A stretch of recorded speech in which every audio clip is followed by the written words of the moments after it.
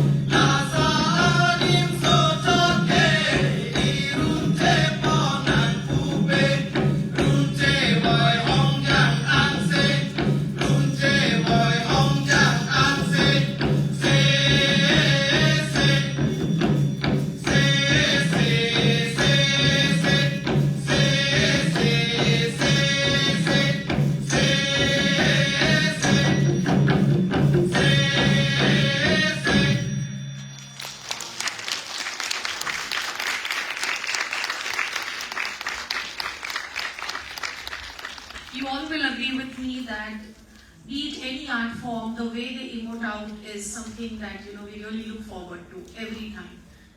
There is no language barrier over there, even if we at times don't follow the song or the track, but the expressions of our artist is something, that's something that I cannot express in words, but really touches everyone's hearts. So next I am going to call upon stage Prapti Naik, who is going to perform a solo dance. The age group is going to be senior for her and the style is going to be predatory.